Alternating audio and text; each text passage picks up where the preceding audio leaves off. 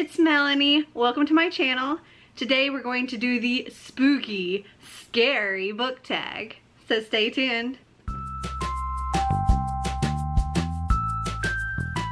So I was looking around for spooky book tags or Halloween kind of book tags, and I was looking for just the perfect one, and I decided to go with the spooky scary book tag, and this was created by Shelby Masako. I'm not sure if I'm saying that right, but I will link her video down below if you want to check it out.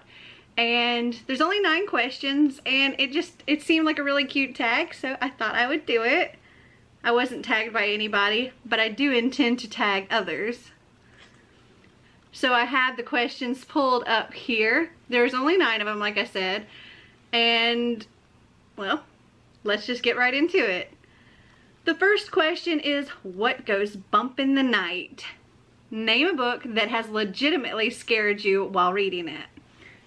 And for that, I chose Eliza and Her Monsters by Francesca Zappia because, well, there is a part in here that really had me worried that something bad was going to happen, and I actually stopped reading it for a little while because I was like, oh my gosh, oh my gosh, oh my gosh. Kind of braced myself and then continued reading. So yes, this book legitimately scared me. Not so much in the, it frightened me, like, boo, I scared you, but in the, I'm really worried about this character. I hope everything's gonna be okay. Oh my gosh, are they okay? It was more a worried kind of frightened. Question number 2 is Jack-o'-lanterns and classic costumes. A book you always reach for during Halloween time. And, well, I don't really have a particular one book that I read every Halloween time, but I do have a genre that I will typically read a lot of around Halloween, and that is thrillers. So I chose The Face on the Milk Carton by Carolyn B. Cooney. Amazing book. Loved it so much. This was a 5-star book for me, and it's a thriller about a girl who finds out that she was actually kidnapped, and the people that have raised her whole life are not actually her parents. And yeah, so I would say thrillers. Question number 3 is Black Cats and Magic Mirrors. A book you love that is laced with superstition and or magic. And for that I chose Caraval by Stephanie Garber. There's all kinds of both superstition and magic, but a lot of magic in this book. Caraval, the whole thing really is magic and illusions, and so good. Every book I'm going to talk about are books that I love and highly recommend. So all of these excellent choices to read.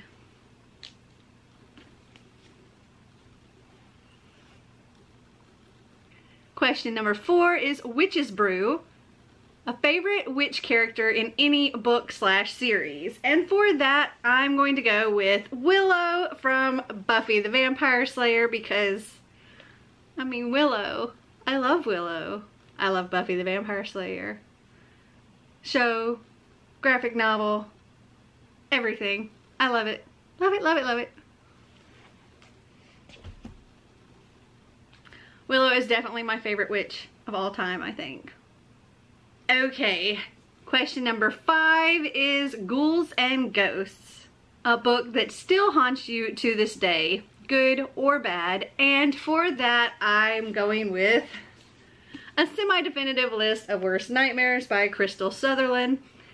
You see this book come up in probably every one of the tag videos I do because this book was so amazing. And it could have fit into multiple categories for this. I just wanted to only use it once, but I mean, it scared me. It is laced with superstition. It still haunts me. It's just, oh, this book is so good. It's about a girl who believes that her family is cursed to live and die by their worst nightmares, by their worst fears. And her whole life, she works on this list of things that as soon as she feels a little bit frightened by it, she puts it on a list and then she avoids it forever.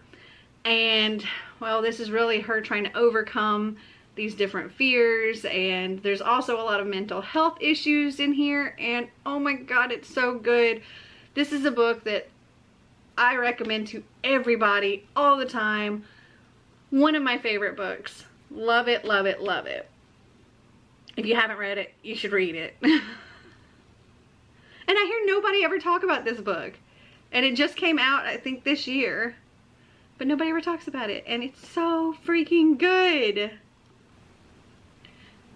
Okay, question number 6 is Haunted Graveyard. You're all alone in a graveyard. You get one book to give you comfort. Which is it? And for me, I don't want anything creepy.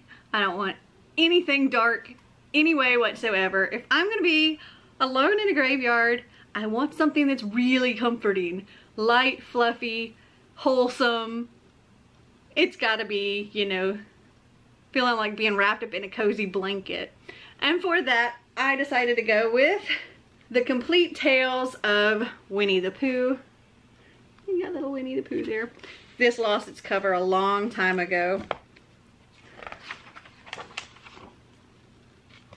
But I absolutely adore Winnie the Pooh. I have read this book multiple times in my life, and it's just so sweet and cozy and innocent, and this would be what I would have to choose. For one, it's long enough, and don't think there's anything in there that would frighten me in any way whatsoever. And this would comfort me if I had to be stuck in a graveyard. Question number 7 is the Undead. Favorite supernatural creatures to read about, for example, witches, vampires, zombies, werewolves, anything supernatural. And for that, I decided to go with Shadowhunters because, well, they're supernatural beings and they are definitely my favorite supernatural being to read about. But if I had to pick something else, I would probably say vampires, and this would work for that too because there are vampires in here.